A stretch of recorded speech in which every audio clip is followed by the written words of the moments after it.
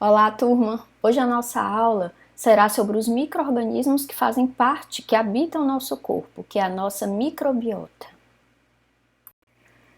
O termo microbiota normal é definido como as bactérias e os fungos residentes permanentes que habitam a pele e a mucosa dos indivíduos normais e sadios, sendo que as bactérias, pela sua maior variedade, pela sua maior quantidade, são os micro-organismos mais importantes que nós temos na nossa microbiota. E aí os locais são a pele, a mucosa oral, a mucosa genital e principalmente o intestino, onde nós temos a microbiota mais numerosa e mais importante do nosso corpo. Essa microbiota é constituída por muitas bactérias. Estima-se que pelo menos 100 trilhões de bactérias estejam presentes no nosso corpo. São mais bactérias do que células. Essa microbiota, embora tenha alguns tipos fixos, né, presentes na grande maioria das pessoas, nós dizemos que ela é diversa entre os indivíduos, tanto na sua qualidade como na sua quantidade. Dependendo dos micro-organismos que vão estar presentes nos indivíduos, dependendo da higiene desse indivíduo, da qualidade, da quantidade da higiene, do tipo de alimentação, principalmente quando se relaciona à microbiota intestinal, do uso de antimicrobianos que esse indivíduo faz, já que os antimicrobianos matam bactérias patogênicas, mas também podem causar dano às bactérias que fazem parte da nossa microbiota. Um projeto muito importante, né, foi feito um estudo multicêntrico, um estudo internacional, que envolveu diversas instituições, denominado de Projeto Microbioma. Esse projeto teve como objetivo de caracterizar detalhadamente a microbiota normal humana e analisar seu papel na saúde e na doença de seres humanos. E isso foi feito através de coletas de materiais dos indivíduos e cultura e sequenciamento genético, né, dessas bactérias. Foi um projeto longo que se iniciou no ano de 2007 e terminou teoricamente em 2014. Só que na verdade nunca houve um término, né? Porque essas diversas bactérias que constituem, né, a nossa microbiota continuaram sendo estudadas porque foi um projeto que apresentou resultados tão impactantes e tão importantes na importância, né, realmente dessas bactérias para o nosso organismo, que foram desvendando e situações que o estudo ele teve que continuar, né? Então foram observadas interações importantíssimas entre os micro-organismos, a relação dessas bactérias da microbiota com a obesidade, né? Algumas bactérias sempre presentes em indivíduos obesos, a relação dessas bactérias com diabetes, com esclerose múltipla, com doença intestinal inflamatória e até mesmo com doenças relacionadas ao sistema nervoso, como o autismo, né? Então, existe também uma vertente que diz que a própria microbiota pode estar envolvida em casos de depressão, de psicoses, né? E que o equilíbrio, né, dessa microbiota através da alimentação, através de suplementos probióticos, pode melhorar ou amenizar, né, alguns sintomas, alguns transtornos, né, de algumas condições psíquicas, inclusive de seres humanos. Existem dois tipos, principalmente, de substâncias, né, que são oferecidas, que são os prebióticos e os probióticos. Os prebióticos, eles são alimentos para as bactérias que compõem a nossa microbiota, né? Já os probióticos são as próprias bactérias em si, né? Então, quais são os micro-organismos que compõem a nossa microbiota? Então, como nós já havíamos visto, as bactérias, principalmente, né, são os mais importantes micro-organismos, e os fungos. Já os vírus e os parasitas, eles não são considerados como parte de microbiota, embora possam estar presentes em indivíduos assintomáticos, tá? Mas nós não podemos dizer que são microbiota. Então, quais os locais que tem e os locais que não tem microbiota, que são ditos locais estéreis, né, do nosso organismo? Então, os locais estéreis, né, são o sistema nervoso central, o sangue, os brônquios inferiores e os alvéolos, o fígado, o baço, os rins e a bexiga, né, são considerados livres de micro-organismos, ou seja, em condições normais, são órgãos, são locais estéreis, tá? Não deve existir micro-organismo, exceto o que a gente chama de transitórios ocasionais. Quando é que isso ocorre? Quando, por exemplo, aquele indivíduo ele vai ser submetido a uma extração dentária, né? Então, tem muitas bactérias na cavidade oral.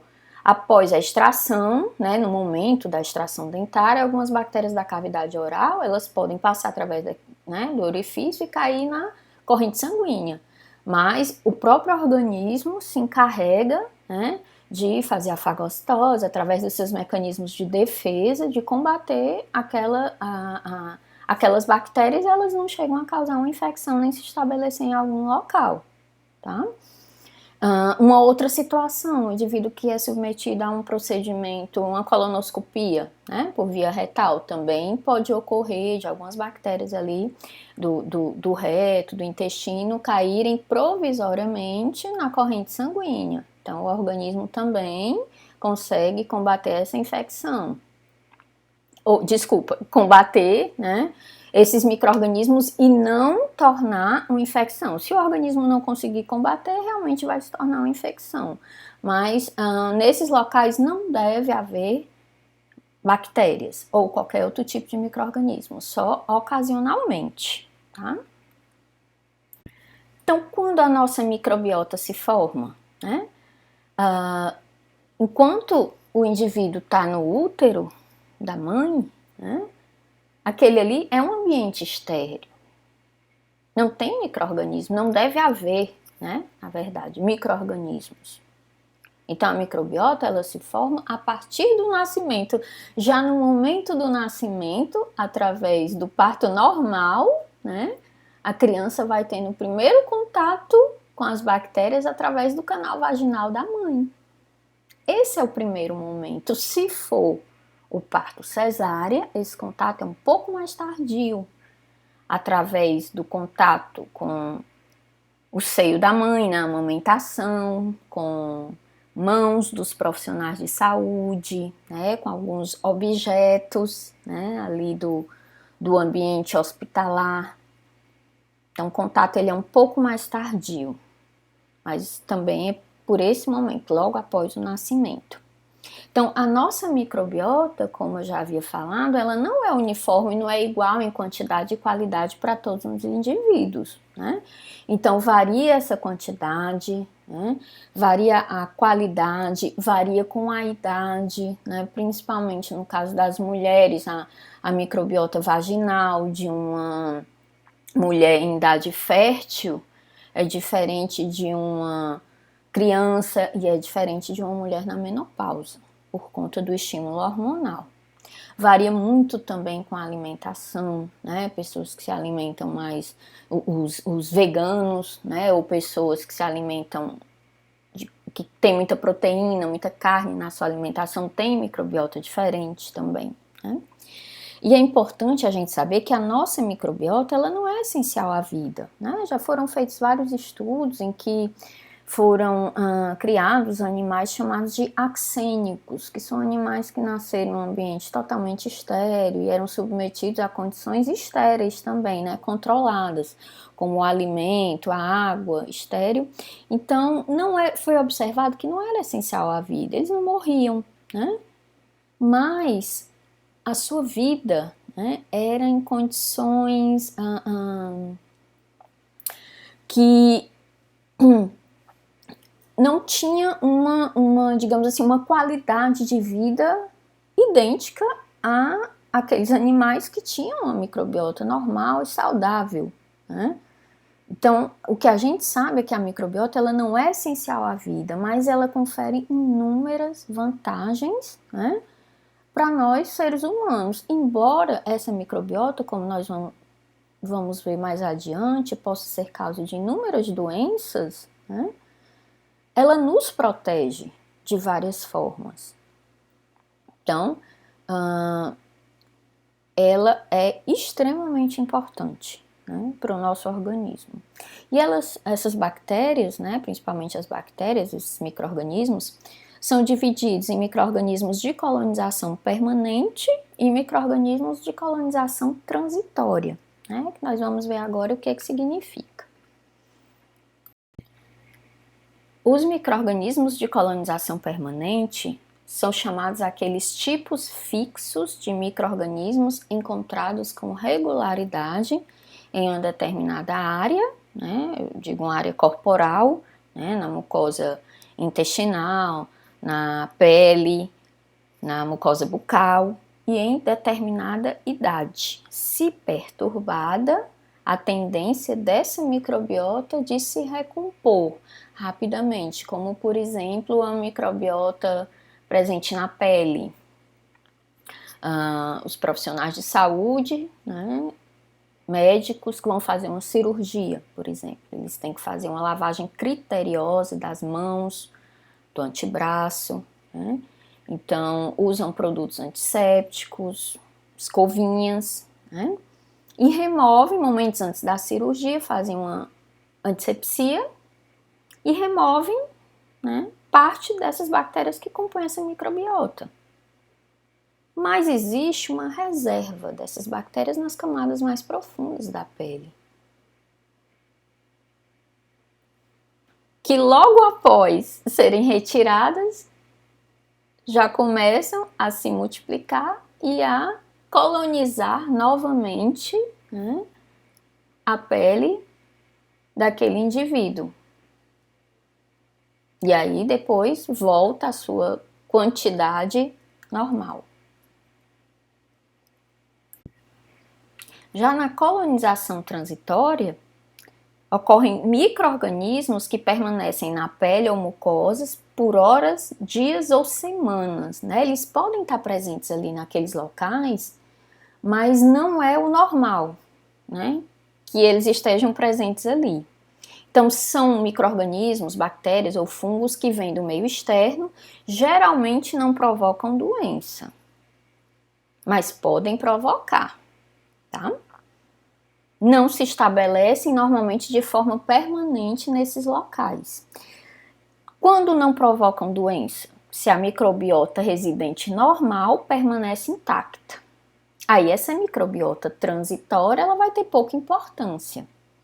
Já se a microbiota residente for perturbada, essa microbiota transitória ela pode se multiplicar, proliferar e aí produzir doença, tá?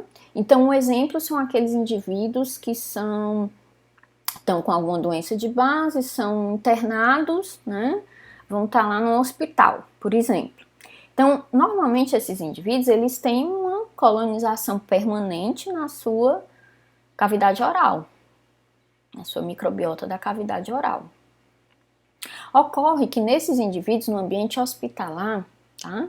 Essa microbiota da cavidade oral, que é constituída principalmente também por bactérias gram-positivas, ocorre uma colonização transitória por bactérias, por bacilos gram-negativos, né? Tanto enterobactérias como Pseudomonas aeruginosa. E aí esses indivíduos, normalmente, eles estão submetidos a procedimentos invasivos, estão submetidos ao uso de antimicrobianos, o que, sem sombra de dúvida, afeta diretamente a microbiota permanente, né, desses indivíduos, dessas pessoas que estão ali naquela situação. E aí essas bactérias que transitoriamente estão presentes na cavidade oral, elas podem proliferar e elas podem levar a quadros de doença nesses indivíduos, porque a proteção da microbiota residente permanente, ela vai estar diminuída. E as defesas, o sistema de defesa imune daquele indivíduo também vai estar diretamente afetado, né? E aí podem ocorrer, por exemplo, pneumonia causada por essas bactérias, por uma pseudomonas aeruginosa, por uma Klebsiella, né? Por essas bactérias que vão estar presentes ali, teoricamente, transitoriamente, né? Por quê? Porque houve as bactérias da cavidade oral, né, elas foram diretamente afetadas da colonização permanente. Então, elas não puderam exercer uma proteção completa, né, desses indivíduos acerca das bactérias de colonização transitória. E aí, por que a gente sabe que essas bactérias que fazem parte da nossa microbiota, elas são tão importantes, né? A gente vai cada vez mais, através dos estudos, descobrindo várias funções que essas bactérias têm que ainda não se sabia até o momento, né? Mas existem pelo menos 4, né, funções importantíssimas dessas bactérias no nosso organismo, tá? A primeira delas é o que a gente chama de antagonismo microbiano. Então, essas bactérias residentes permanentes, né, elas estão ali ocupando um lugar. E a gente sabe que 2 corpos, eles não conseguem ocupar o mesmo lugar no espaço, né? Então, essas bactérias permanentes, elas estão ali ocupando receptores.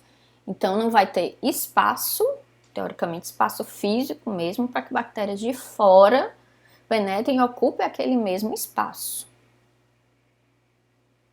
Ainda uma outra característica, né, que essas bactérias que estão ali presentes, elas estão consumindo nutrientes, elas precisam se alimentar dos nossos nutrientes, na verdade, né, em alguns momentos um processo de simbiose.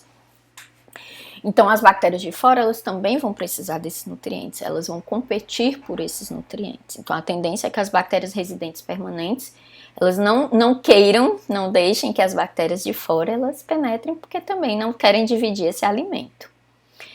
Existe uma outra situação que essas bactérias da microbiota fazem, que é a produção de algumas substâncias chamadas de bacteriocinas, né? As bacteriocinas são substâncias antimicrobianas, né, que têm ação contra outras bactérias, mas não contra aquela bactéria que a produziu, né?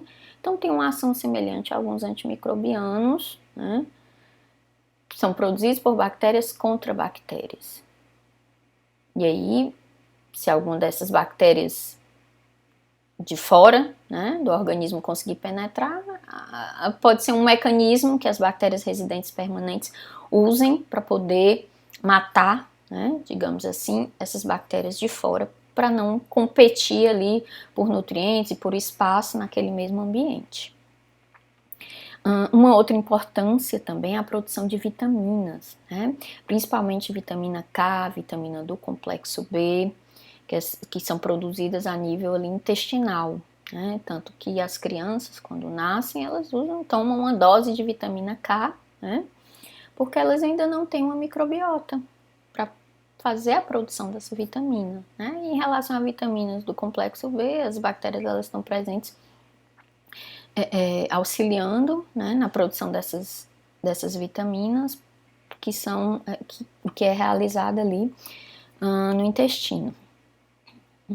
Uma outra função importante é na absorção de vários nutrientes, né, ali no trato intestinal, pelas bactérias da microbiota intestinal, que, né, é a microbiota mais importante que nós temos no nosso corpo. E uma outra função importantíssima, né, que é a do estímulo do sistema imune, que a gente chama de maturação do sistema imune. Ora, as bactérias ou micro-organismos presentes no nosso corpo, né, têm ali partículas, moléculas antigênicas. Então, elas estão sempre estimulando o nosso sistema imune na produção de anticorpos, do sistema complemento, de fagocitose, de células de defesa, né? Então, nós vamos criando defesas contra esses micro-organismos. E isso auxilia a maturação do nosso sistema imune, né? Essa é uma das funções mais importantes da nossa microbiota. Então, apesar de todos os benefícios da microbiota no nosso corpo, que são inegáveis, né? Essa mesma microbiota, ela pode ser fonte de uma série de doenças, né? As chamadas infecções endógenas. Então, quando essas bactérias, elas saem do local onde elas deveriam estar e elas vão para um outro local no corpo humano, normalmente elas são agentes de doença. No caso, por exemplo, de cirurgias, perfurações, né? A violência urbana, perfurações a bala, a faca, né? Rompimento das barreiras normais do nosso organismo. Por exemplo, bactérias que estão presentes no intestino. O indivíduo ele é baleado ou sofre uma perfuração à faca. Aquelas bactérias do intestino extravasam, né, da alça intestinal e caem na cavidade peritoneal. Uma grande quantidade de bactérias. Bactérias aeróbias, anaeróbias, fungos, né? E o indivíduo ele precisa de cuidados intensivos, que ocorre uma grande infecção microbiana. Por quê? Porque essas bactérias saíram do intestino e caíram em um local onde não deveria haver bactérias, onde elas não deveriam estar presentes. Uma outra situação, bactérias intestinais, né, que estão ali presentes na área do períneo e podem colonizar a uretra, né, principalmente a uretra feminina, que é mais curta, né, que é masculina. E aí elas ascendem através da uretra feminina, vão até a bexiga e causam um quadro de cistite. Então, quando essas bactérias, Escherichia coli, por exemplo, bacilo gram-negativo, quando essa bactéria estava no intestino, não causava doença, mas saiu do intestino, foi para a uretra, para a bexiga, que é um local onde não deveria ter bactéria, ocorre um quadro de infecção urinária, uma cistite. Uma outra situação também é quando essas pessoas, os indivíduos usam antibióticos, né? Às vezes por longos períodos, ou até mesmo antibióticos que matam uma grande quantidade de micro-organismos, antibióticos de largo espectro, digamos assim, ou drogas imunossupressoras que afetam diretamente a imunidade do indivíduo contra, né, os micro-organismos. Então, ocorre um desequilíbrio, um desbalanço nas bactérias da microbiota. Porque o antibiótico, ele mata as bactérias que causam doença, mas ele também mata as bactérias presentes da microbiota, do intestino, dos genitais, da boca, da pele.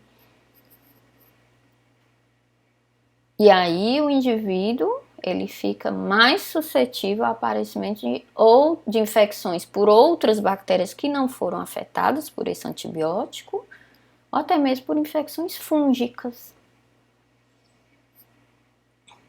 Uma outra situação são pacientes muito debilitados, como os pacientes de UTI, né? Às vezes há uma junção dos fatores anteriores desses pacientes da UTI. Estão submetidos ao uso de antibióticos,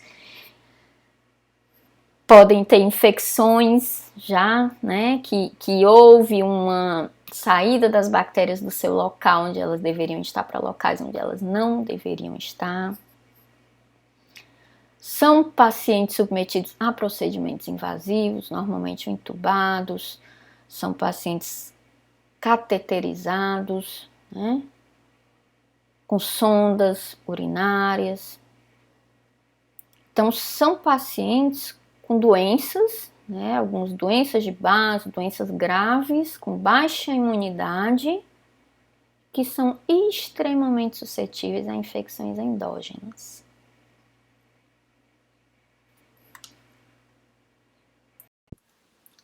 A pele humana tem uma microbiota residente bem definida e constante. Essa nossa microbiota, ela é diferente conforme as várias regiões anatômicas da pele. A microbiota ela pode variar em locais mais próximos às secreções, pode variar devido ao uso de roupas mais quentes, roupas de tecidos mais frios, ou ainda com a proximidade de mucosas, como a mucosa bucal, do nariz e área de períneo. E ainda pode ser um pouco diferente em relação a áreas que tenham mais ácidos graxos. Tem bactérias que têm uma capacidade de sobrevivência no meio de ácidos graxos e outras que não. A bactéria mais presente na pele é o Staphylococcus epidermidis. Cerca de 90% das pessoas possuem essa bactéria. É uma bactéria que frequentemente contamina catéteres, pode contaminar agulhas quando vai fazer coleta de sangue, por isso dá importância à antisepsia antes desses procedimentos. Já a bactéria Staphylococcus aureus, outro coco gram-positivo, está presente em cerca de 10 a 40% das pessoas, na pele, na superfície da pele, e o principal local, que é considerado um reservatório, inclusive, para essa bactéria no nosso corpo, que são as fossas nasais, o nariz. Cerca de 40 a 50% das pessoas possuem Staphylococcus aureus no nariz. Outras espécies importantes de bactérias presentes na pele são as Corynebacterias, que o principal gênero representante é o Corynebacterium. Tem também um coco gram-positivo, que são Streptococcus. Tem bactérias anaeróbias, como o Propinium bacterium, inclusive é a bactéria causadora da acne, junto com outras bactérias, na verdade tem uma etiologia polimicrobiana. Outras bactérias como o Peptococcus e até mesmo fungos, como leveduras como a Cândida, principal espécie, a Cândida albicans. Em alguns locais da pele, sejam regiões que tenham mais ácidos graxos, secreções sebáceas, regiões mais oleosas, digamos assim, próximo à genitália, ouvido externo, podem aparecer espécies de micobactérias não patogênicas. As bactérias que fazem parte da nossa cavidade oral são extremamente numerosas e diversificadas. Existem cocos gram-positivos, como os gêneros Staphylococcus, Streptococcus, alguns cocos gram-negativos, como bactérias do gênero Neisseria, bactérias anaeróbias, como o gênero Bacteroides, e até mesmo fungos, como as leveduras Cândida. Estima-se que em cada ml de saliva exista cerca de 10 elevado a 8 bactérias. E na placa dental, que é composta principalmente por uma placa bacteriana, é uma placa de bactérias mineralizada, em cerca de 1 ml de placa dental, existe cerca de 10 elevado a 10 bactérias, então é muita coisa. As bactérias que fazem parte da microbiota da cavidade oral, que nós chamamos de não patógenos, que normalmente não causam doença, elas estão ali ocupando um lugar, ocupando um espaço. Então elas ocupam sítios receptores na mucosa da faringe desse indivíduo, da pessoa, e impede que outros micro-organismos externos, patogênicos, eles possam ocupar esse mesmo espaço.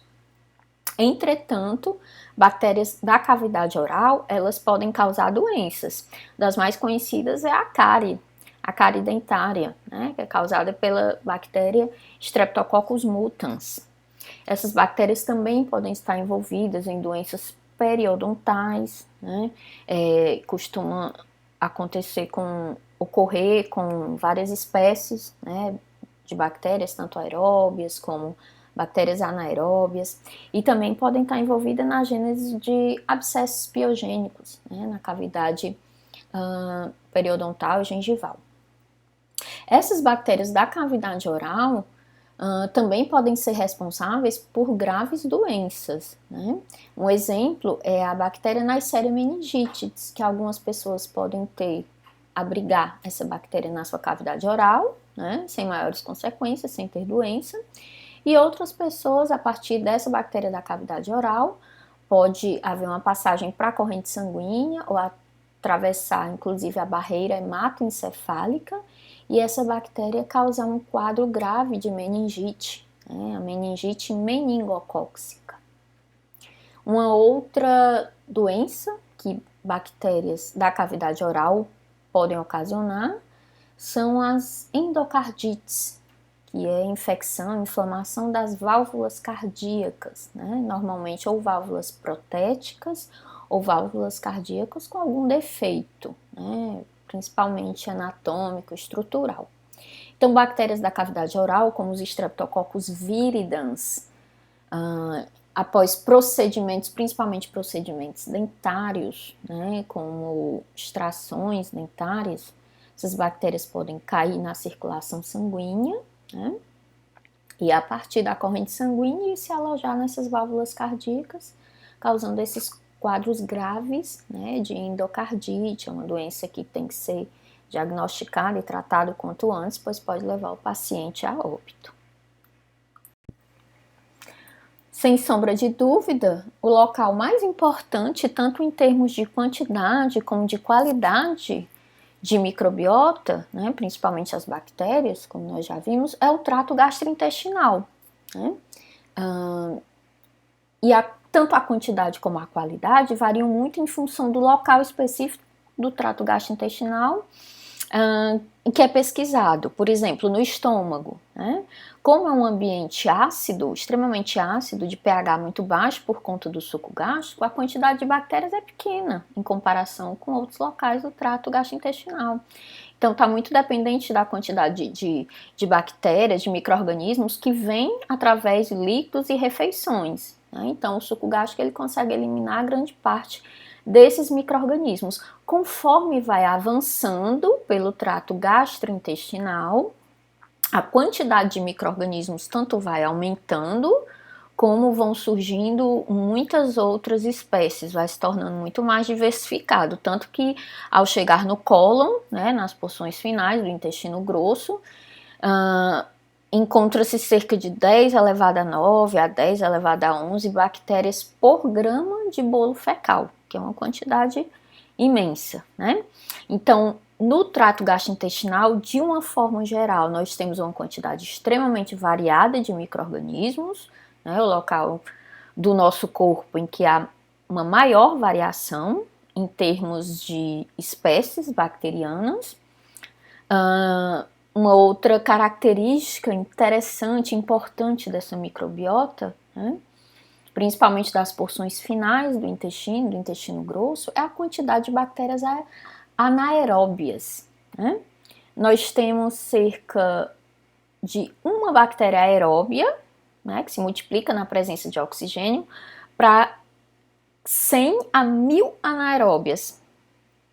Para cada uma aeróbia, 100 a 1000 anaeróbias no intestino, dependendo do local. Então, nas porções mais superiores do intestino, no intestino delgado, nós temos cerca de 100 anaeróbias, né, para cada uma aeróbia, e nas porções finais do intestino grosso, nós temos para cada bactéria aeróbia cerca de 1000 anaeróbias. Então, é uma quantidade bastante grande.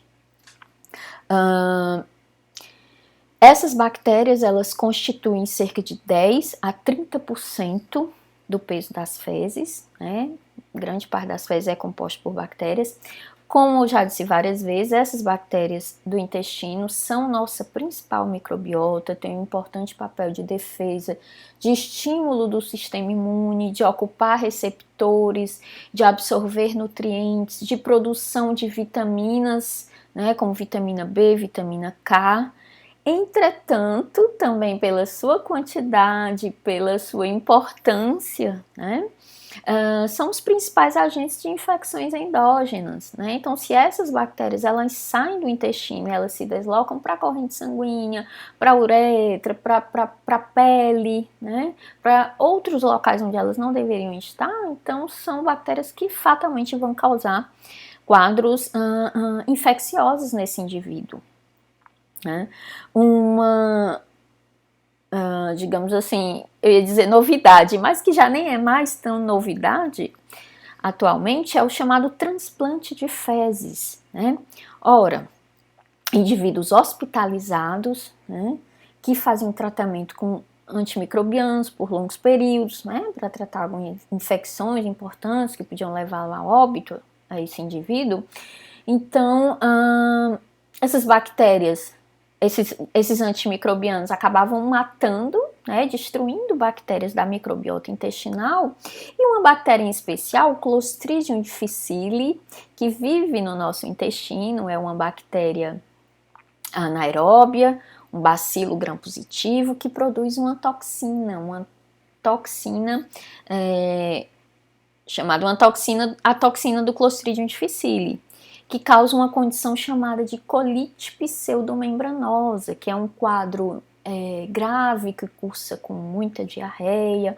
O paciente apresenta pseudomembranas, né, no cólon, e é uma doença grave. Tem que ser suspenso o uso do antimicrobiano que levou ao surgimento, né, da colite pseudomembranosa, e ser prescrito para esse paciente ser utilizado antimicrobianos específicos para matar essa bactéria, para matar o Clostridium difficile e aí, consequentemente, parar a produção da toxina, né, que é o que está causando o dano no hospedeiro. Pois bem, acontece que nem todos os pacientes com colite pseudomembranosa causada pela toxina do Clostridium difficile, que é um micro-organismo que faz parte da nossa microbiota intestinal em pequena quantidade, nem todos os pacientes com essa doença respondiam à terapia com antimicrobianos. Então, muitos iam a óbito, né? E aí surgiu, né, um tratamento alternativo, né, que é o chamado transplante de fezes, né? Então, inicialmente a nível de pesquisa, né, alguns doadores saudáveis, né, de fezes, verdade, de bactérias, né? Essas fezes, elas eram reaproveitadas, congeladas, feitas sob a forma de cápsulas, né? E inseridas em indivíduos com colite pseudomembranosa como forma de tratamento, né? De repor bactérias da microbiota intestinal que iam ajudar no processo de recuperação desse indivíduo. Os resultados foram muito bons, né?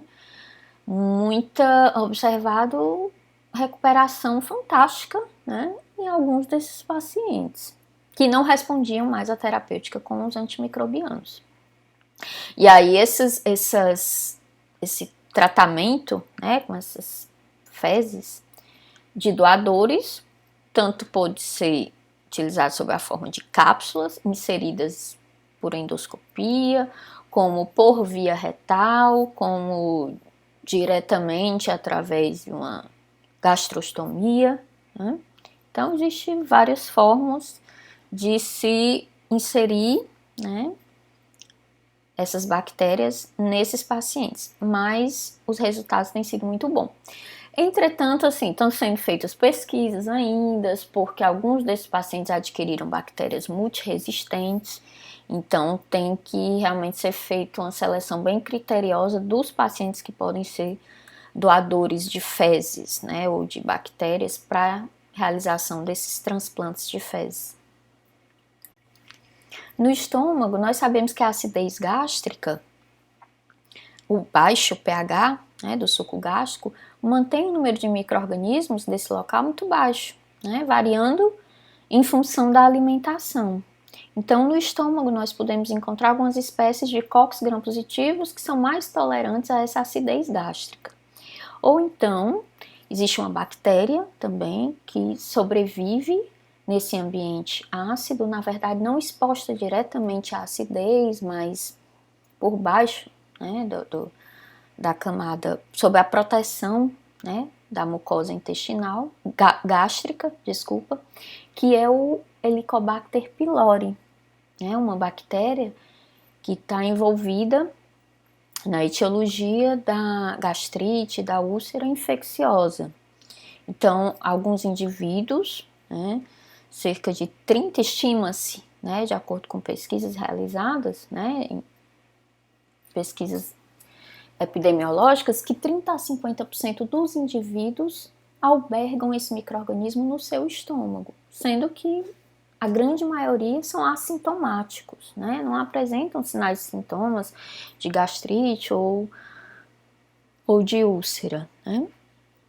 Para alguns pesquisadores, o Helicobacter pylori seria parte de microbiota, mas a maioria, né, dos pesquisadores acreditam que não é considerado microbiota, mesmo quando está presente sem causar sinais e sintomas, né? Seria uma infecção assintomática. À medida que vai avançando através do intestino, a quantidade e a qualidade das bactérias vai mudando. Então, no intestino delgado proximal, do duodeno, as bactérias mais frequentes são os estafilococos, streptococcus, lactobacilos e uma pequena quantidade de bactérias anaeróbias. Mais adiante, no intestino delgado distal, no íleo, a microbiota já se torna mais diversa. Já aparecem coliformes, né, como a Escherichia coli, algumas bactérias anaeróbias, como bacteroides, fusobactérias e clostrídeos. Já no intestino grosso, é o local onde a gente encontra a maior riqueza e a maior quantidade de bactérias. Então, esse é o mais densamente povoado em todos os aspectos. Então, é encontrado bactérias anaeróbias em grande quantidade, várias espécies, vários gêneros, né, como bacteroides, bifidobactérias, fusobactérias, clostrídeos, lactobacilos, streptococcus, várias espécies de enterobactérias. Então, de uma forma geral, no intestino, estima-se, através de estudos, né, que ocorram cerca de 500 espécies bacterianas diferentes. Essas espécies estariam agrupadas em cerca de 200 gêneros mais relevantes, né, e 20 bactérias seriam as mais importantes dentre todo esse conjunto de bactérias, incluso aí alguns anaeróbios, alguns cocos gram-positivos e bactérias como as enterobactérias. Nesse slide, nós vemos algumas bactérias que podem e devem estar presentes como parte de microbiota, né, como bacilos gram-negativos não fermentadores, como a bactéria Pseudomonas aeruginosa, inclusive uma importante causa de infecções hospitalares, né, em pacientes imunossuprimidos. A bactéria Acinetobacter baumannii também, dentro desse grupo dos bacilos gram-negativos não fermentadores.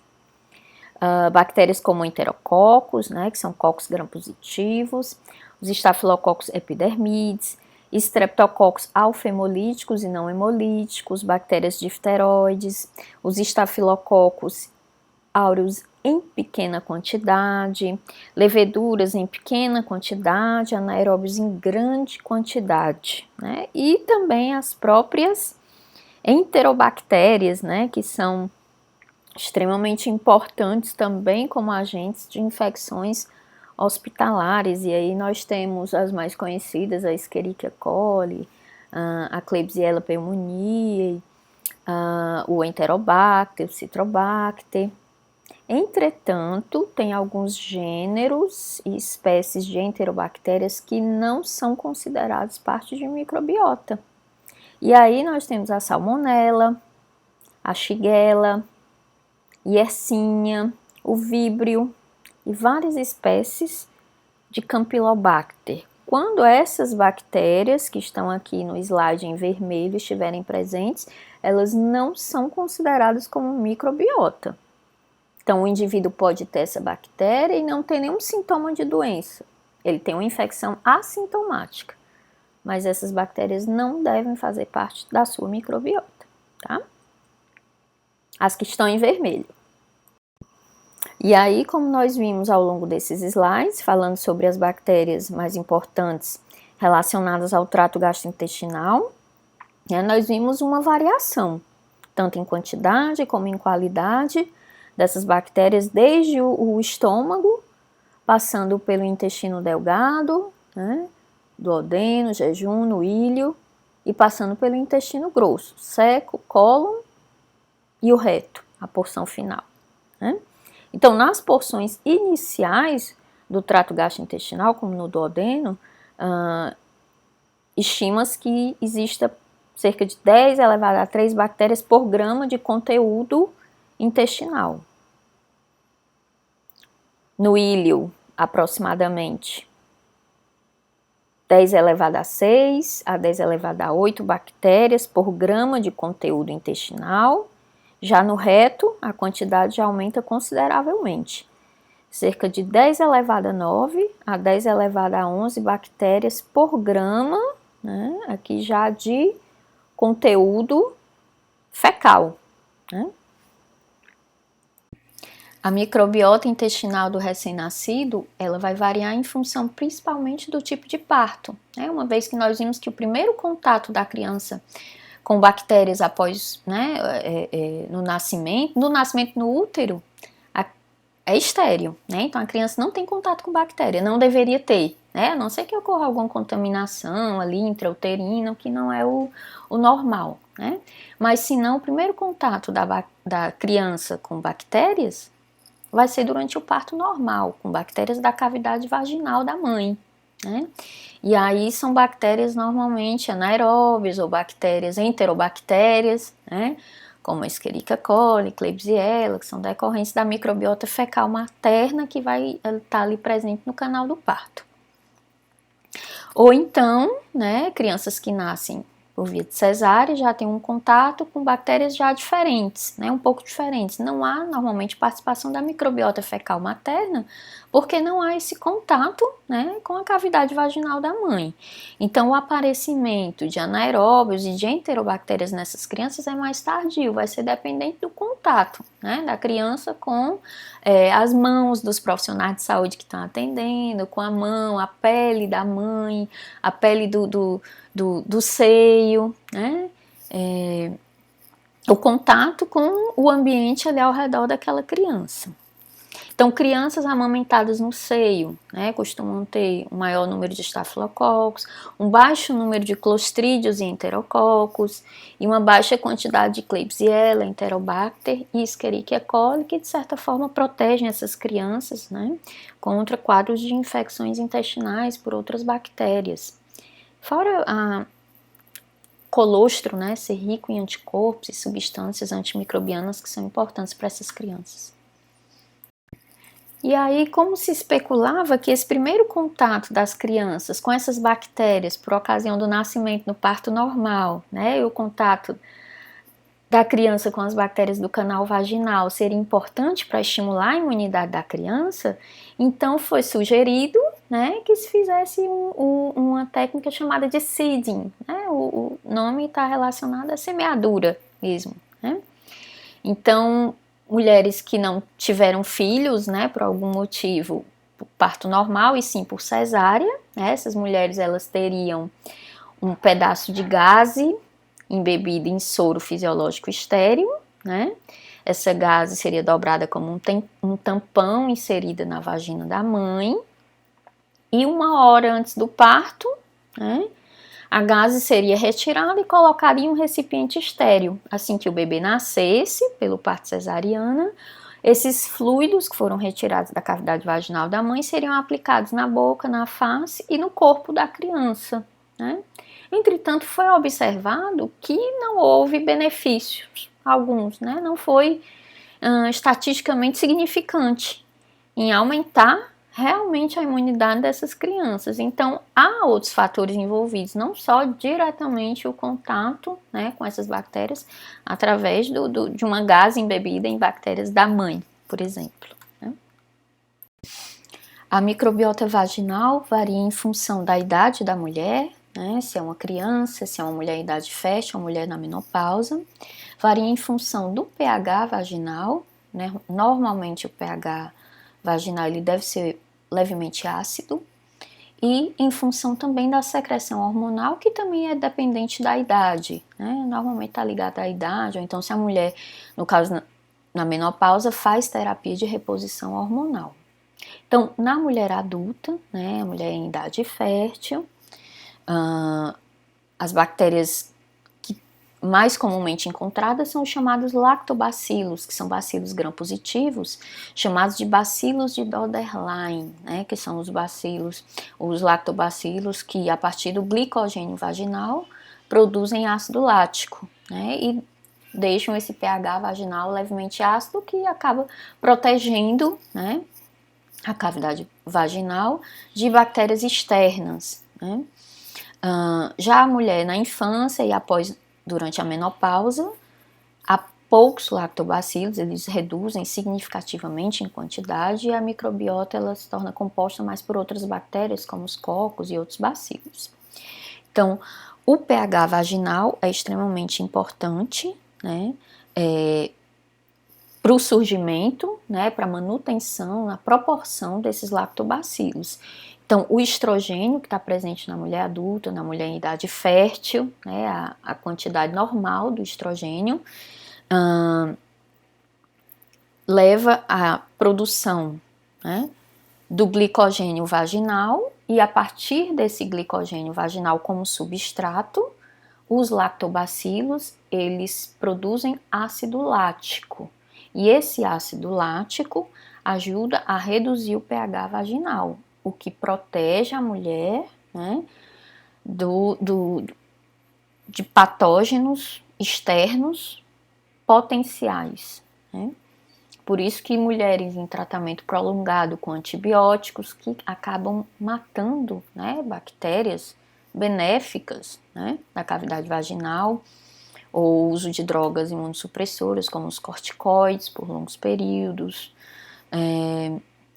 afetam os lactobacilos e favorecem o crescimento de fungos presentes na cavidade vaginal em pequena quantidade, normalmente como a cândida. Né? E aí muitas mulheres acabam tendo infecções fúngicas, candidíases, né? Candidíase vaginal, às vezes até mesmo de repetição, né? Mas outros fatores também podem estar envolvidos nessas candidíases vaginais, uso de roupas, tecidos quentes, né, apertado, umidade e outros fatores, né. Nesse slide, nós observamos os bacilos de Doederlein, né, em lâminas de secreção vaginal de paciente. Então, são bacilos gram-positivos, né, que se coram em roxo pela coloração de gram. Algumas mulheres podem ter a colonização da vagina por uma microbiota fecal, o que é comum de ocorrer, né? Uma vez que é uma região que está próxima ali do períneo, né? Da região do orifício anal. Então, pode haver uma contaminação da cavidade vaginal por Escherichia coli, por Enterobacter e várias outras enterobactérias, o que pode facilitar, ocasionar o surgimento de infecções urinárias, inclusive após até casos de relação sexual, né, que pode empurrar essas bactérias ali através da uretra, que fica muito próxima, né, à entrada da vagina.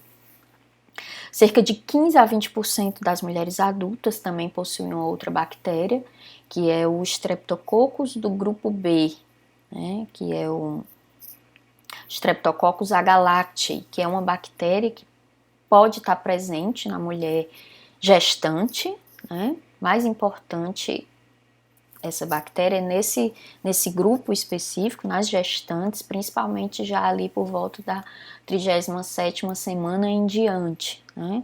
porque se essas mulheres forem ter o parto normal e estiverem colonizadas por essa bactéria, pelo Streptococcus agalacti, pode ocorrer que a criança se contamine com essa bactéria, né, durante ali a passagem no canal do parto, no canal vaginal, e essas crianças podem ter desde meningite, pneumonia, sepse, né, podem ter graves infecções, e até mesmo a mãe. Tanto que essa bactéria é a bactéria causadora da, antigamente chamada de febre puerperal. Então, essas mulheres, elas têm que ser feito um teste, é feito um teste que chama teste do SUAB, teste do cotonete, a partir da 37ª semana de gestação. Se essa bactéria estiver presente, quando estiver mais próximo ao parto, né, nas vésperas do parto, é feito antimicrobiano, para que, se a criança nascer através de parto normal, não ocorra essa contaminação. Né? Se for o parto cesáreo, já não tem esse problema, e até mesmo o parto cesáreo já é utilizado antimicrobiano na indução anestésica, né? Que já faria o efeito também de matar essas bactérias. Uma outra bactéria também importante que algumas mulheres podem ter, cerca de 5% das mulheres podem ter o Staphylococcus aureus na cavidade vaginal, né? O que pode predispor uma doença chamada síndrome do choque tóxico estafilocóxico, né? Principalmente se essas mulheres usam absorventes internos, tipo tampão, né? Dentro da cavidade vaginal tem uma tensão menor de oxigênio, que é associado com esses absorventes usados por longos períodos acima de 6 horas, né? Pode fazer com que essa bactéria, esse Staphylococcus aureus, se for uma cepa produtora dessa toxina, da síndrome do choque tóxico, sob baixa tensão de oxigênio, essas bactérias podem produzir essa toxina, e essa toxina cair na corrente sanguínea, né, na circulação sanguínea, e ocasionar essa síndrome do choque tóxico, que ocorre de forma semelhante a como se a paciente ela tivesse uma sepse, né? Mas fica com manchas vermelhas pelo corpo, há uma descamação. Em alguns casos também podem ter uma síndrome hemolítica urêmica, né? Precisar de hemodiálise, então pode ser uma doença bastante grave. Uma microbiota também bastante importante, porque é um local que frequentemente é alvo de infecções, principalmente nas mulheres, que é a uretra, né? Então nós sabemos que a urina na bexiga, ela é estéril, é para ser estéril, né? Na bexiga urinária não deve haver micro-organismos, mas durante a passagem no fluxo da urina através da uretra, ela vai se tornando contaminada, essa urina, por bactérias que estão presentes ali na região do períneo, da pele, né? Normalmente provenientes da microbiota fecal.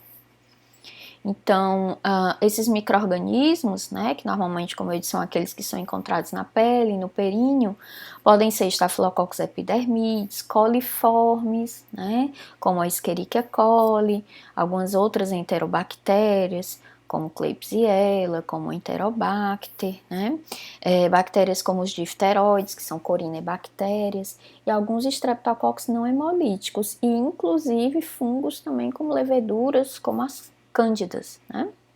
Então, sempre considerar uma microbiota, essa microbiota, né, que os pacientes apresentam quando for interpretar as urinoculturas, né, culturas de secreções uretrais, né, que é feita em alguns casos de suspeitas de doenças sexualmente transmissíveis, principalmente, e culturas de urina, né, as urinoculturas. Então, em pequena quantidade, algumas colônias, né, apenas indica que é microbiota, não sugere infecção. É diferente de você ter uma cultura com colônias, né, iguais, né, unidades formadoras de colônias iguais, sugerindo a mesma bactéria e em grande quantidade. Nos casos em que as urinoculturas, né, que são culturas de urina de pacientes com suspeitas de infecção urinária, né? O que leva a essa suspeita? Normalmente dor, ardência a urinar, uma urina com cheiro forte, um exame de urina em que é evidenciado muitos leucócitos, hemoglobina, né, significando que tem inflamação, sangue na urina e outros fatores, né. Então, o médico suspeita, pede uma urinocultura, o paciente faz após uma limpeza, né, uma higienização rigorosa, né, da genitália, principalmente na mulher, né, faz uma coleta do jato médio da urina, né, que é desprezando o jato inicial e o jato final. Então, coleta o jato médio, manda para o laboratório num frasco estéril. O laboratório vai fazer uma cultura desse material em meios específicos, normalmente o agar-clad é o mais utilizado. Então, é feita um cuba, né, essa placa com essa urina, feita a semeadura, né, é feita a incubação por 48 horas, normalmente, a 37 graus, e aí vai se observar essa placa, né, bacteriana, ver se houve crescimento de bactérias, como são essas bactérias, e aí fazer a identificação, né, ver se é gram positivo, se é gram negativo, qual é a espécie, o gênero e a espécie bacteriana. E a partir daí é feito nesse exame que nós estamos vendo aqui, nesse slide, foi isolada uma bactéria Escherichia coli, que é uma das mais de 90% dos quadros de infecção urinária. A Escherichia coli é isolada, né, que é um bacilo gram-negativo, uma enterobactéria, né, que costuma estar muito presente nesses quadros.